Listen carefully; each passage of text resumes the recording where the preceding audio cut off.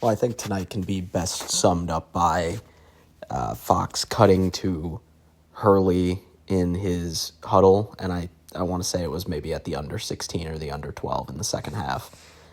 And it's him, getting fired at his guys, and he says, we talked at halftime about this team's culture referring to Creighton, that it's too good, they're going to come back, we can't be giving them easy ones, making mistakes. And he's screaming at them about this, saying, like, it's Creighton, they're not down, they're not out of it. And it just reinforces everything we feel about this year's team, where it's just not Creighton this year. Where this team and, Mark French sent me a text on I don't know, Thursday, I think, and said, like, it would be just like Creighton. It would be so Creighton-ish to get blown out at Marquette and then come home and beat UConn and just shoot like 50% from three or something crazy like that. I said, yeah, I'd believe you, except the thing we keep complaining about this season is that this team just isn't a Creighton-y team. It's not a Creighton-ish team. And, it's just proven itself time and time again this year. Every time we think we've got a little something going, can't sustain it for more than a game or two at most. And I at this point, the proof is just in the pudding that this team doesn't have it. This team is not a Creighton basketball team. And there's so much more than just one thing to blame for it. This team has no semblance of the culture that existed when Kalkbrenner was here, or even before that. I'm not even going to pretend it's just a Kalkbrenner thing, that it was established with him or with the guys he played around, because it's been a staple in the McDermott era. So it's not fair to say, like, oh, well, we just lost too much and these guys got to learn it again. Like, no, man, it takes such a sorry group of guys to go this far away from what we've become used to, because I think the fact that we have become used to it proves that it's not necessarily about, one guy or losing too much in a year, that it's a concerted effort of everyone in the program, and it just does not exist with this year's team. Because you had back-to-back performances like this. I'm going to take a stab in the dark and say it hasn't happened in this program in, the entirety of the Dana and Mac era, save maybe the first couple of years of Dana. I'm going to guess we haven't had two games this bad in conference, especially maybe in that entire time frame. Like, you might be talking back to, like, early 2000s. I might just be completely missing something. I know the post-Doug year team, like, everyone keeps kind of referencing that one. But I feel like these games didn't happen. Looking back at those pages, thinking about that team, this kind of thing just did not happen. These are two just completely non-competitive blowouts against teams that we consider conference rivals. You can talk all you want about whether UConn considers us a rival or not. I think the behavior of their players and coaches would maybe betray their fans' perspective on the matter. But here we are, and it's just, pathetic is a fair word to use, but it's almost more just disheartening than that it's just not the same program that we've just become so accustomed to, and the whiplash on how fast the change happened is crazy. And it really is. And you can say, like, oh, well, we bring in all these guys from losing programs. We still have a couple guys that know what the old way is like. And it at some point is like, are you telling me it really just got completely overshadowed that quickly? Or is it symptomatic of just a larger problem? Because you can say so many things have gone against us this year, and yeah, they have, right? Like, McAndrew out for the year. Greer was out. Green is playing on one shoulder. Dix is playing with one hand right now. So yeah, a lot has gone wrong. Bad teams play better than this. Worse teams than us play better than this. It's college basketball, man. It's, the best team doesn't always win, and the best team doesn't always win in a blowout. The spread on this game was 6.5.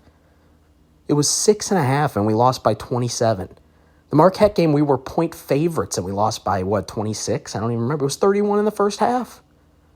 It's beyond acceptability. It's beyond anything that can really be explained by anything except this team isn't talented enough and doesn't play hard enough. It has to be both of those, because one or the other doesn't explain what we're seeing. And you can say, like here, just again, Marquette, they were probably overdue for a game like that, a game playing that well. and UConn shot, I think, 62% from three today. Like at one point it was what, 17 of 31, I think, or something close to 15 of 28 popped on the screen for sure.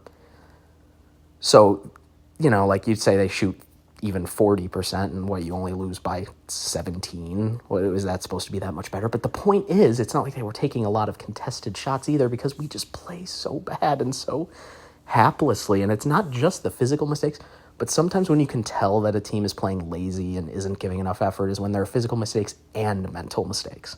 Like even Ty Davis, who's supposed to be one of your, effort guys, just completely losing his man. Like not even getting switched off, just like a ghost screen and following the guy away from a wide open ball handler at the top of the key. That happened twice. Like what is happening?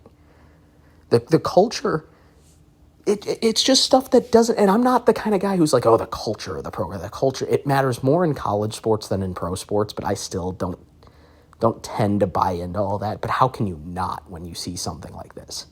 This team's culture is losing. This team's culture is hanging their heads when things don't go their way. This team's culture is not putting in the requisite effort to compete with teams that are better than them. And frankly, this team's culture is playing down to the teams that have less talent than them. Aside, you take out those Marquette and Xavier blowouts from earlier in the season, and you'd be hard-pressed to say that this team has either beaten down a team that they should beat down or played up to a team that they should play up to. You could have made a lot of money betting against this team this year. You could have made a lot of money. And so I sent a tweet, and I really do believe it. Next year is everything now. Next year is going to define this program. Somebody said it's too harsh for me to say for the next decade plus. I really do believe that. Everyone wants to think that we are the type of program that can sustain even a couple of bad years. I really don't think we are, and let me explain. I do think there is something special about Creighton basketball. I think Greg has put in something special. I think admin has put in something special. I think the fan base is something special. We're just not uniquely special. I think a lot of places can say they've had special times, special eras. The era is changing. Whether we like it or not, admin has changed already.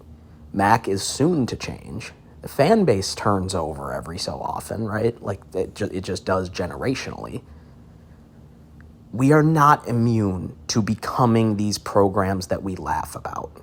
We are not immune to the seemingly perpetual mediocrity that Butler is stuck in. We're not immune to becoming a Syracuse, where it's like, what the hell has happened to that program, where everyone laughs and takes pictures of the attendance at the Carrier Dome now. We are not immune to the basketballing lows that Georgetown has seen. You talk about once proud program. Like, do I think we'll ever have the attendance problems that they do? No. But could we have the basketball problems? I believe it. How about Pitt? How about Notre Dame? We bring it up all the time of these programs that were, very strong even 10, 12 years ago, have fallen off the face of the earth for an extended period of time because a couple of seasons in a row didn't go their way and the well dries up. And we have a great NIL position right now. These people just spent $1.5 million on Owen Freeman. These people just spent $3 million between Freeman and Dix for them to have, I think, 6 points combined tonight. I don't actually know what the final was, if we got a couple of cheap ones there at the end. At one point, Freeman had 4 fouls and 0 points. So I don't care if this is the hardest season of his life. For these people who are giving money to these players, you have to convince them to do it again next year, and you have to earn their trust to do it. And for 1 year, you can look at McDermott's track record with transfers and say, okay, you're allowed one bad year. You brought us Shireman, you brought us Ashworth, Jemiah Neal played really well. Okay, we can give you a mulligan on this year. It happens again next year. Good luck convincing these people to put their money on the table again. And so when people say like, oh, well, our NIL war chest is great, so we won't have drop-offs that bad. It's great for now. If it drops off, it takes much more time and energy to win that money back, to prove that the return on investment will yield. I think it takes a couple more years than it takes to lose it. So yes, you're talking about a long runway if this kind of thing goes away. And let's talk about the fan base, guys. Yeah, we had probably almost a sellout tonight, if not a sellout.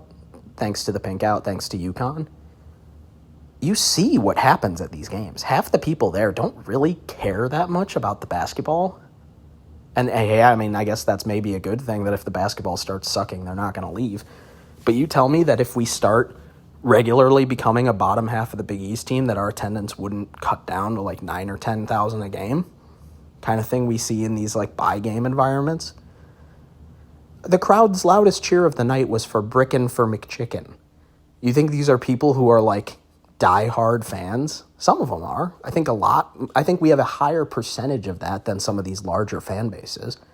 I mean, you think about it. In terms of our alumni network, versus like the percentage of our alumni network that goes to every one of our basketball games, I would wager is the highest in the country, and it's not particularly close. If we have 100,000 living alumni, which even seems like a crazy high number, actually it definitely is a crazy high number, right? Like it can't be more than 30 or 40, and even that kind of seems high. We get almost half of that at every game. Wow, like that's no program even will come close to that. Indiana, they were talking about, has, 800,000 living alumni, and they brought, 60,000 to the biggest game in their programs, in their football program's history. The percentage of people we have that care about and go to our athletic events is so high.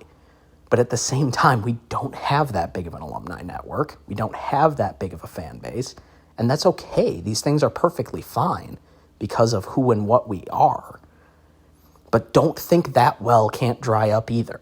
And if all these things go, and suddenly we can't sell recruits on consistently making the tournament, we can't sell recruits on, playing a hard game, competing in the Big East, competing in a hard conference, if we can't sell them on playing in front of 17,000 people, what do we have to sell recruits on too? So it's not just a matter of then, do we still have the money? It's, can we get these guys in the door? It's one thing if we can compete financially. There's still an element of, if the money's the same, they're going to consider stuff like that. Baylor Shireman had every major program in the country, and he chose to stay here. And that's, partially lucky because he's thankfully a Nebraska native. But you think the rest of it didn't play into it? These guys who come here and say, like, oh, I get to play at the Garden, I get to play in the Big East tournament, I get to maybe go to the Sweet 16 because that's just what Creighton does sometimes. If that dries up for a couple years, how are we selling people on this program? So I encourage you guys to do not take for granted how important next year is. Get rid of the MAC out, because unless he wants to, it's not happening. We're going, I would say 90% we are going into next year, Greg McDermott's final season, with the future of the program to however long you want to call it. Even if you think it's only for like 4 or 5 years instead of a decade or more, will be in the balance next year. And so you start thinking about that in terms of how to prepare this team, this program to do it. I think Mac, to some degree, understands that you got to play the youngs for the rest of the year. I don't like that Greer and Conan couldn't get minutes until the last 4 minutes in a 30-point game. I really don't like that, especially when the guys on the floor don't seem to be doing anything that warrants them staying in the game. And at some point you say, like, well, we've made some questionable talent evaluation decisions this year, so you can't just necessarily trust it. You think about who you want back on this team next year. 2 weeks ago, I would have said Austin Swartz is indispensable. We cannot lose him. You got stuff coming out that he's getting kicked out of practices for not showing effort. Now he's had a couple of bad games in a row when teams start keying in on him. The point is, I'm not convinced there are too many people on this team I would be frustrated to lose. You take maybe everyone except Jason Green and Jackson McAndrew out of the program, and I'm not convinced we've lost guys that are contributors on second weekend teams. And that might sound harsh. Like, in fact, it just is harsh, because I think you look at Harper, you look at Greer and say there's a lot of room to grow there. You look at Conan and say there might be something there, but it isn't there yet. And unless you're positive it's going to develop at a rate that gets you to being because our goal, I think, every year should be to try and construct a second weekend roster. And I think it's fair to say that has been the direction of the program and was coming into this year. We just made a couple of mistakes. But the point is, next year, I hope we keep some of these guys. I hope we keep Swartz. I hope we keep Greer. I hope we keep Harper. But if we don't, what are you going to say about them other than that they were contributors to one of the worst teams in the worst team in recent Creighton history? And at some point you say, if these guys weren't enough last year, what makes us so sure they're going to be enough this year? Green is the only one that and McAndrew, assuming he comes back healthy, are the only people where I think you definitively say losing them would be a huge blow to next year's team. Swartz is your next one up on that list, but we got to find out if he can sustain this. Right, you're talking about first 6-7 games of Big East play, he's looking like an all-conference player. And the last 3 or 4 games, not so much, right? So we'll find out. We'll find out what he's made of down the stretch because he just has to score for us because nobody else is going to. Dix is hurt, clearly. The shooting from him is unbelievable. And I haven't seen the hand injury. Everyone keeps saying it's gnarly. I'm sure it is. So we're just not getting anything. And we're doing like the pity clap for Freeman tonight because he scores 4 points in garbage time after having 4 fouls. I think Pretty Bird tweeted it like, does somebody want to pay me $1.5 million to have the worst year of my life? Like, if all it is I suck at basketball and I'm doubting myself and I'm getting criticized, yeah, sign me up for that. This team cannot become a pity parade. At some point, call a spade a spade. The basketball is pathetic. And they're not kids anymore. They're being paid. These are practically professional players. So it's just not good enough. And that's not me saying like you have to like kick them all out of the program or send them all packing. But if they're going to be paid like professional players, they can be treated like professional players. And you have to acknowledge sometimes that it's not just good enough. In previous years, you'd be okay riding with a team that just isn't that great because, they're your classmates. They're at your school. They've chosen Creighton just like you. And they're here playing for your school. So you want to support them because these are your guys. We have a team of mercenaries. I'm not convinced that any of them outside of maybe Jason are playing for Creighton. And I think that's just really evident in what's happened this season. So that's it. Next year is the year that we pretty much have to, and it's hard to say like what the goal is. I think really you just cannot miss the tournament again. And that sounds easy enough just because of how often we've done it, but the portal, as we are clearly learning, is going to be very hit or miss for us, and we might have a lot of needs to replace. On the bright side, it looks like we might be getting a Jackson Richardson commitment here. I don't know what he's watching lately that makes him want to join us, but hey, I'm not going to complain about it either. So you fill a couple of gaps, and then hopefully you go again, and if we win a game in the tournament, you feel pretty good going forward that maybe we can sustain the success. But if you don't, and you have another catastrophic year like this, and you're playing on Wednesday at the Garden again, and you're getting blown out by 30 against teams that you usually compete with and often beat, then I worry. Then I worry about what happens from there. So the rest of this season, I was going to say, like, just try to enjoy it and play the kids. I don't know if there's much enjoyable about this basketball right now. It's just not likable. It's not watchable. It's not a Creighton team. It's nothing we're used to. It's tough to say anything positive about the rest of this season.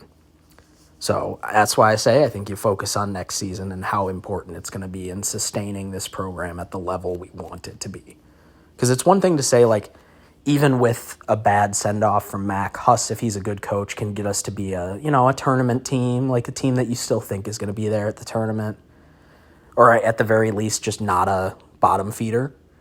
And it's another thing to say that we're trying to sustain the level of success that we've become accustomed to. That we're not just a team that wants to get to the tournament, and our goal is to get to the tournament. Our goal is almost always to win a game in the tournament, right? Like, that's the level we want to be at. And sustaining that level is going to be really hard, and I'd argue darn near impossible if we don't have a successful season next year.